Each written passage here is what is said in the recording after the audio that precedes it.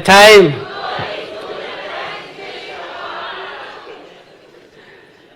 Well, okay. What a wonderful day to end the day. What a wonderful way to end the day. Sasa Waziri Joe hakuwa amenitayarisha, ndio umeona nimezubaa kidogo hapa, sikuwa ninajua nitacheza. But next time I will be more prepared. So naomba msamaha. Next time I will be more prepared. I will dance properly. Leo tumezunguka, tulianza asubuhi kule Nairobi, pia tukaenda kule Trans Nzoia, the Kenya-Uganda border, tukarudi Kwale, sasa tuko Mombasa. Tunashukuru Mungu kwa nchi yetu nzuri. Nataka niseme hivi kwa ufupi. Kwanza kabisa, nichukue nafasi hii kuwashukuru vijana wote, waume, wa kike, wote, vijana wote walio hapa kwa kufanya uamuzi wa kushughulikia maisha yenu na kuwa na mwelekeo na msimamo wa kujua ya kwamba kile unachofanya sasa ndicho kita kufaidi na ndicho kitahakikisha kwamba siku ya kesho na kesho kutwa na siku zote za usoni zitakuwa salama kwako. Ukiwa kijana leo, ndio ukuwe mtu mzima kesho, ukuwe mzazi kesho, na pia upate wajukuu. What you're doing today is what will impact on what will happen to you tomorrow as you look forward to establishing families and also going into the future. Nataka niwashukuru sana. I am so impressed. I cannot express the kind of gratitude and joy and fulfillment that I have after listening to the young people, some of whom who have spoken here and the others who spoke during the presentation up in the boardroom. Ya pili, nichukue nafasi hii kumshukuru sana ndugu yetu Mohamud Nur.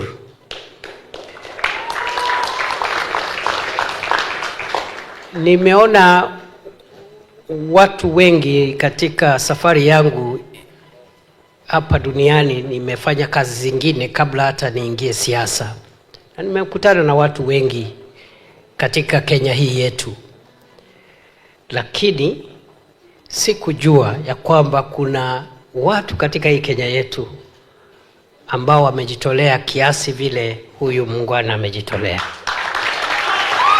I didn't know we have Kenyans who have sacrificed so much for the love of young people and for the love of our country to make sure that they make a contribution to transform the lives, not just of their own children, but the lives of the children of Kenya. Mimi nakushukuru sana. Asante sana ndugu yangu. Thank you for standing with young people. And I want to assure you that standing with young people, you can never go wrong with it. You will never go wrong for standing with young people. Because as you know, kama mnavyojua, kuna watu watatu muhimu katika maisha. Mtu wa kwanza ni mzazi. Mzazi ni mtu muhimu, kweli si kweli? Mtu wa pili ni mwalimu. Na mtu wa tatu ni mtu wa Mungu. Those three people are very important. And the three, you are in all the three categories. You are a parent, wewe ni mzazi, wewe ni mwalimu, na wewe pia ni mtu wa Mungu, kwa sababu hii kazi ni kazi ya Mungu. Kweli si kweli? Pongezi my brother. Vile vile ni shukuru wale wote ambao wamewezesha kituo hiki kiimarike, kifike mahali hapa kwa kusupport ruwaza ya ndugu yetu. those who have supported the vision of our brother. Starting with my friend, my brother, former Governor 001, Waziri Ali Hassan Joho. My brother, I thank you because the testimony we have had here is that you are one of the first people who partnered with our brother here and all these young people to make the foundation on which this ICT hub is built.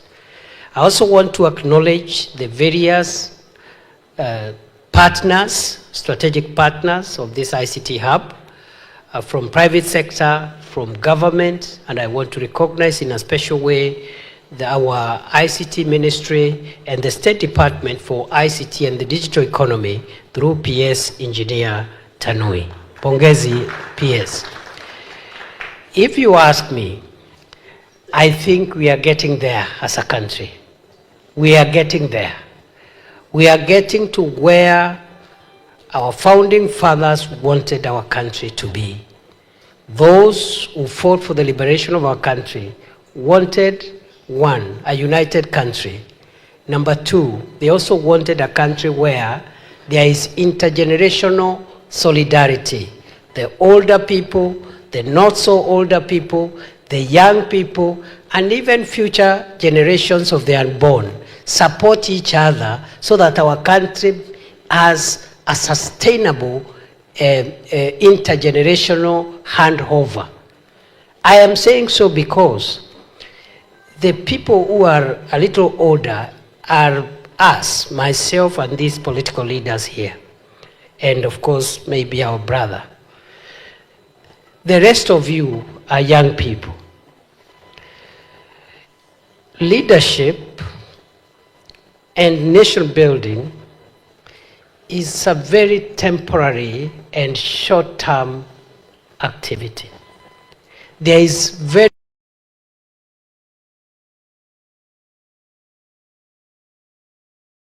little that those of us who have reached where God has put us now have left. Our investment, if we want Kenya to stand, if we want Kenya to remain strong and united and prosper, we must prepare.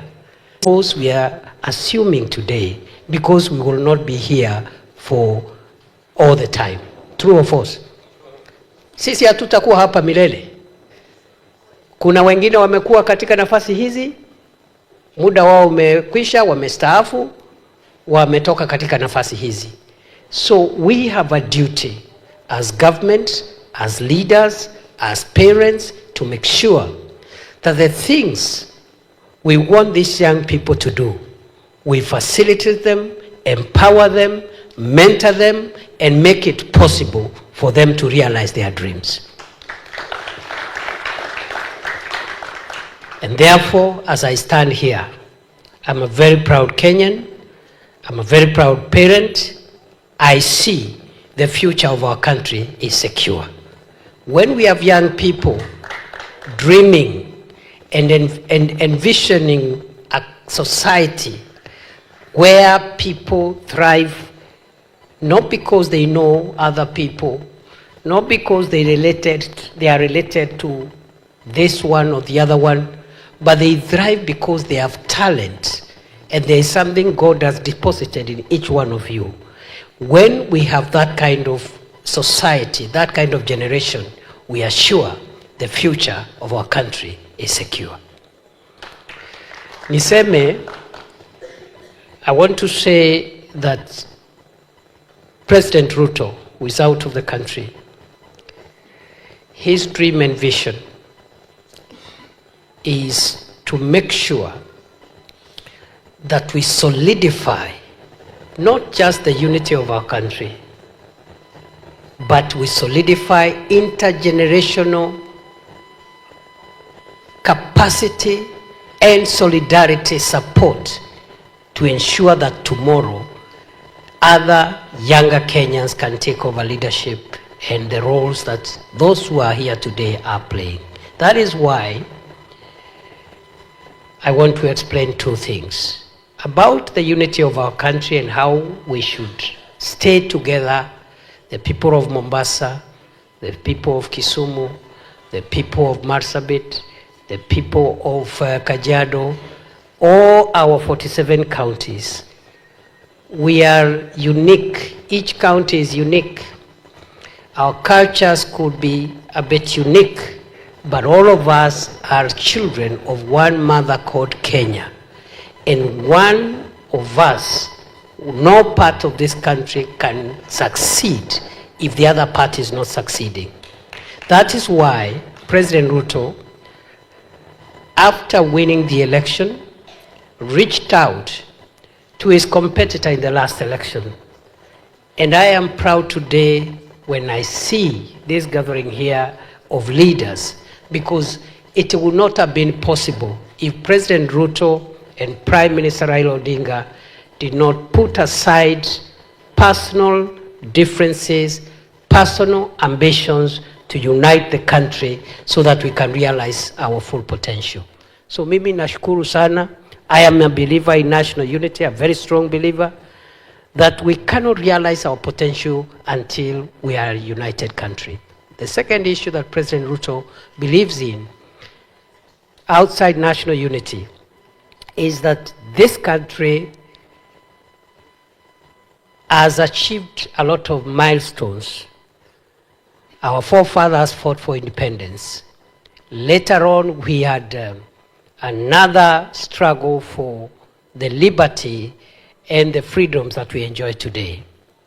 The third struggle that this administration and all of us are trying to rally the country to overcome is the struggle against poverty, against need, and against distinction.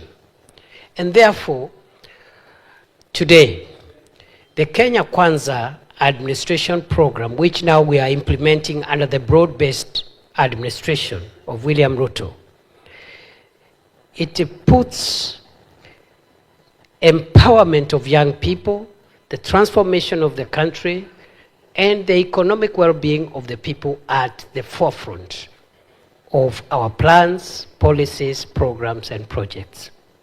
That is why we believe that we will lift Kenya, every part of Kenya, by transforming the value chains that are available in the different regions. And for the people of Mombasa, God placed the ocean next to you for a purpose. And therefore, the greatest resource we have as the people of Mombasa, the people of the coast, and Kenyans generally, because of our shared heritage, is the blue economy. We want to transform the blue economy, as Waziri has said. And today, the minister who is in charge of all the blue economy resources of Kenya, mining, maritime affairs, is none other than our son, our brother, Ali Hassan Joho. I see no reason why, going forward, this blue economy value chain should not be able to transform the well-being of the people of Mombasa. And you know, Minister Joho, we will support you. The President will support you. We will all support you. All of us in cabinet, the PSs, all of us will work with you to make sure that this blue economy value chain is able to be transformed. Our target is to increase the contribution of fisheries and the blue economy resources to the GDP, to move it from the current 37 billion per year to make it to 80 billion by next year, and 2027 to push it to 150 billion. The full potential of the value chain is actually 300 billion. The things we are investing in, fish landing sites, fish factories, and all the other interventions we are doing are to make sure that this blue economy supports the people of Mombasa and the people of Coast Province. Then, job creation. For us to transform Kenya, we must enhance livelihoods and enable the people of Kenya, especially young people, to have jobs and income opportunities. And I carefully say jobs and income opportunities, because not everybody is even interested in getting employed. Some want to be employed. There are others who are looking for income opportunities so that they can employ other people. And this is the group that I see here, basically. I want to commit that this government will go out of its way. This administration will work so hard to actualize the programs and plans we have to create jobs.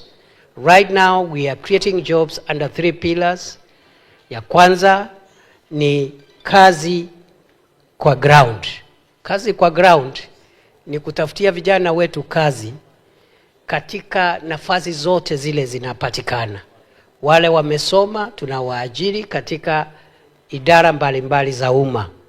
As we speak, we are employing teachers, for example, those young people who have teaching qualifications. Out of the 20,000 teachers we are employing at the moment, as we speak, 477 are from Mombasa County. We have other employment opportunities in the national government, in county governments. We have employment opportunities through the affordable housing program, where we are providing job opportunities. We have other job opportunities in the private sector through government facilitation and interventions. But not every young person will get a job under the Kazi Kwa Ground program. So we have another program. It is called the Labor Mobility Program, ama ukipenda Kazi Maju.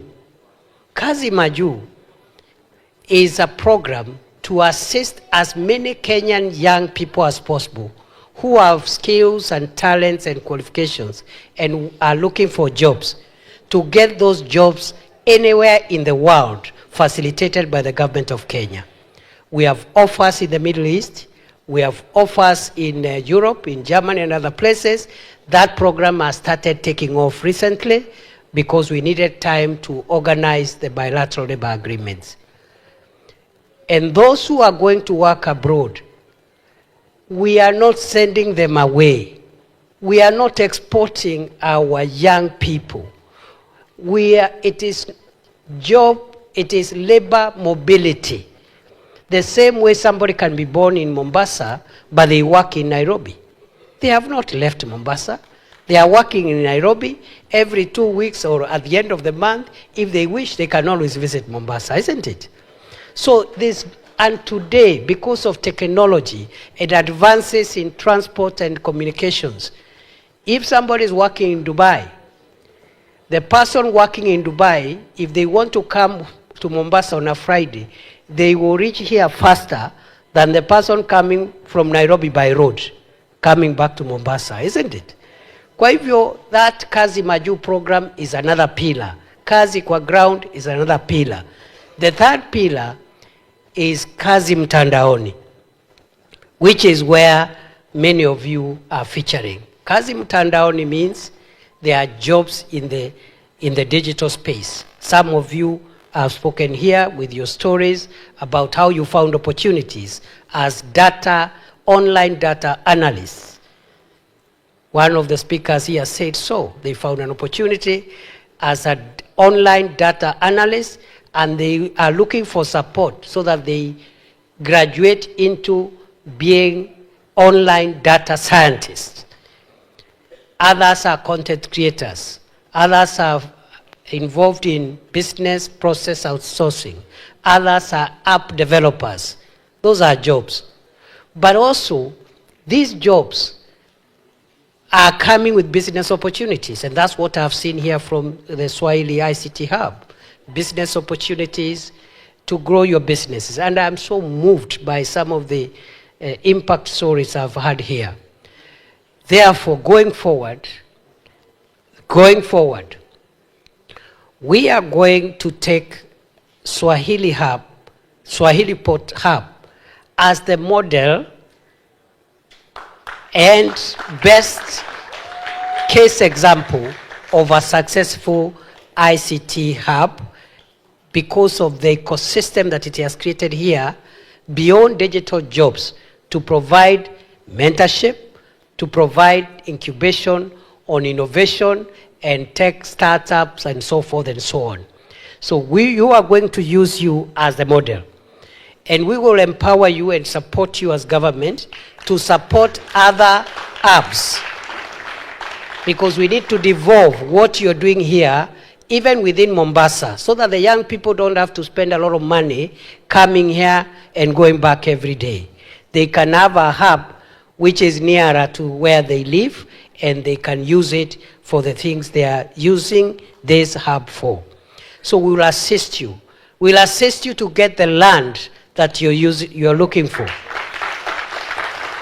You have said you're looking for 20 acres. I want to assure you on behalf of government, we will look and get and provide the 20 acres. So I want to ask you will work with the PS ICT, and if you need any further support, Waziri is there, but you work with the PS ICT. We will consult all of us, including our brother Waziri Joho. We will get the 20 acres that you require to expand the services. I also want to commit that any other support that you require, please let us know what it is, because when I listened to your testimony, your own testimony, you are very particular about what every person has done to support you. And I realize you did not mention me because I have not supported you so far. So I hope by the time I come back here again, because I really want to come back, you will also testify that I have also done something to support this facility. The other thing government is going to do is that we are going to roll out the establishment of 1,450 ICT hubs across Kenya, one in every ward. One in every ward in the Republic of Kenya. We have had difficulties in rolling out that program. Some of them have begun, including those that we have established in TVET institutions. Around 272 hubs are operational, but we want to make sure that each constituency, working with members of parliament, in each constituency, every ward in Kenya has an ICT hub, which can be incubated by a bigger ICT hub, which is the model along the lines of what we have here. So we can have maybe in a county or a constituency, one model one and one others which will, lower one, which will be mentored by the model as ICT Hub Center. So we are rolling out that program. I think the first 100 will be launched as soon as I get back to Nairobi. I have already convened all the ministries, departments, and agencies, as I was directed by the President, to make sure that the first 100 out of the 1,450 in the ward level, they start getting set up so that in the next few months they can add to the already existing 272 hubs which are already operational. So going forward, we hope by 2027 we'll have reached that target, and the opportunities are immense. The opportunities are immense. And this is a testament that young people can power the country's future. I don't know of a nation that has been changed by old people. All the best ideas, even the great scientists who invented some of the most consequential scientific inventions, they did so in the years of their youth. And therefore, what the youth of Kenya require is mentorship, support, and encouragement. And they will change Kenya. But as I end, I want to give you a simple fatherly advice. Just fatherly advice. Because the potential is there.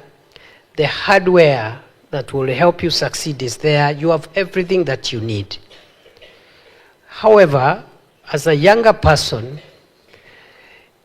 it is important that you allow to be mentored. The challenge that some of the national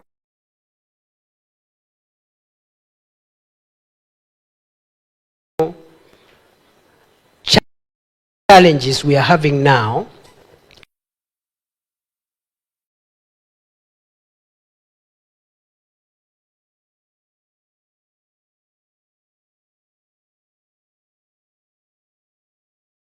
anybody, because they think they know it all and everybody else doesn't know anything. And you don't want to hear anything from any other person. That is a dangerous approach. You must allow. It doesn't matter how powerful you are. It doesn't matter how gifted you are, how talented you are. You must allow to be mentored. There is no shortcut. It is a principle of life.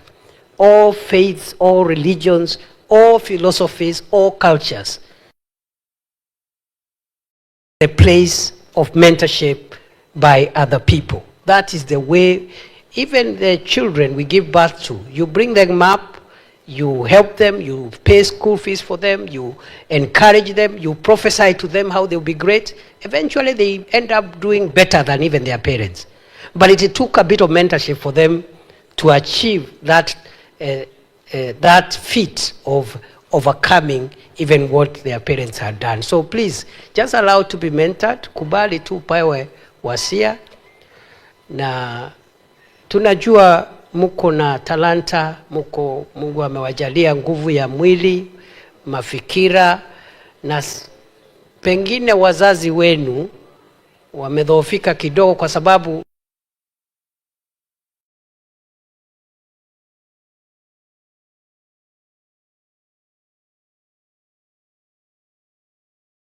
tunasema ya kwamba hata kama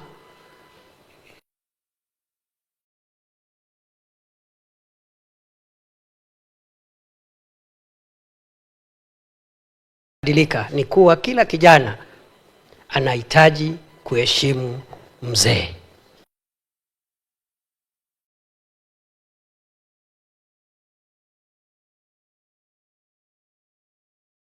Kijana wake.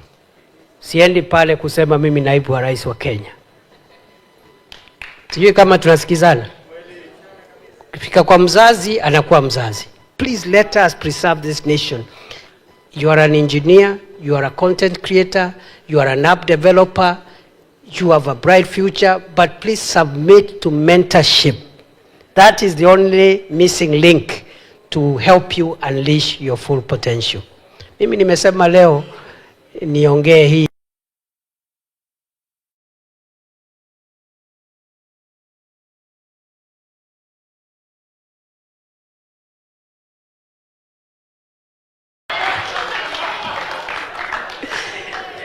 Mnakubaliana na mimi?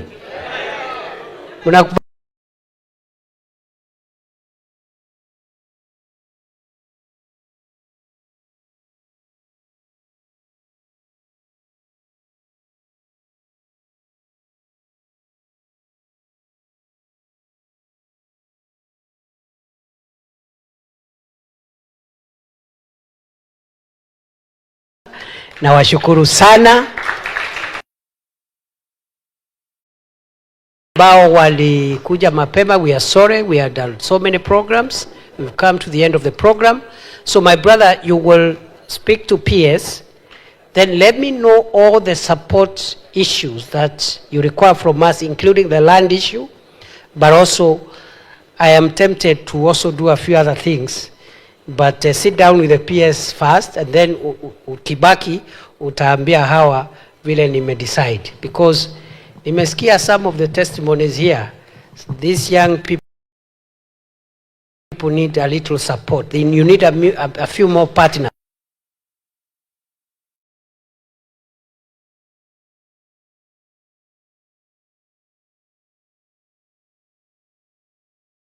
A conceptual clarification and through the PS we shall be able to support you and we'll visit again. Mwisho kabisa kwa sababu sisi tunaondoka, my brother Waziri Joe, unajua yeye yako nyumbani, ako area, of course tumetoka kazi, but he is lucky is still within home region, so he'll allow us maybe to proceed. Na yeye ndio atapanga, sijui atapanga vipi, kwa sababu pia kwa wale walikuja mapema tulikuwa tumesema ya kwamba njia ya kusema pole ni kuwatakia kila laheri jioni kama hii. So I'm going to leave 500,000 ili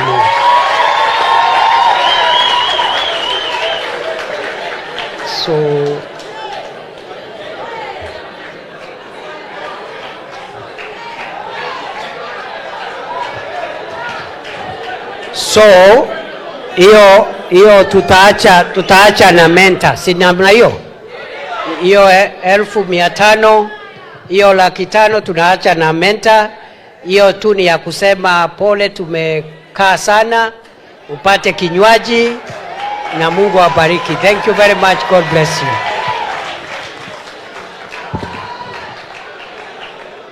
Your Excellency, please, if you'll allow a few pictures.